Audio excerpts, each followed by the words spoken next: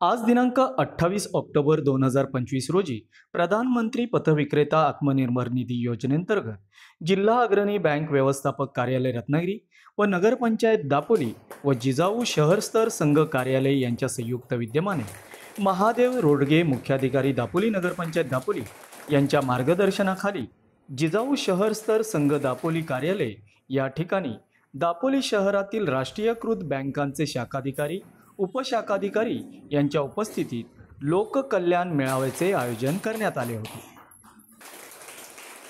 या लोककल्याण मेळाव्यामध्ये PMSVA निधी, कर्ज मंजुरी पत्र तसेच लाभार्थ्यांना डिजिटल व्यवहाराला प्रोत्साहन देण्यासाठी QR कोडचे वितरण करण्यात आले। यावेळी पथविक्रेत्यांनी सदर योजनेचा लाभ घेऊन आपल्या व्यवहारात आणि व्यवसायात भरभराटी देण्यासाठी सदरच्या योजनेचा नक्कीच लाभ घ्यावा व कर्जाचे हप्ते वेळेवर भरण्यात यावे याबाबत सदर योजनेत झालेले बदल याबाबतची माहिती देण्यात आली। सदर मेळाव्यासाठी दापोली नगरपंचायतीच्या नगराध्यक्ष कृपा घाग,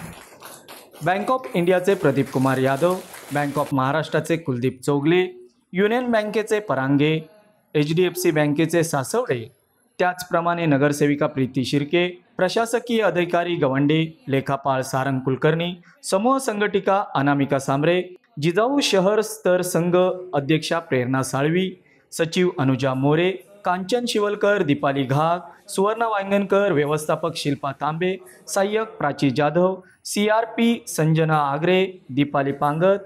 यांचे लोककल्याण मेळावा यशस्वी करण्याकरता मोलाचे सहकार्य लाभले।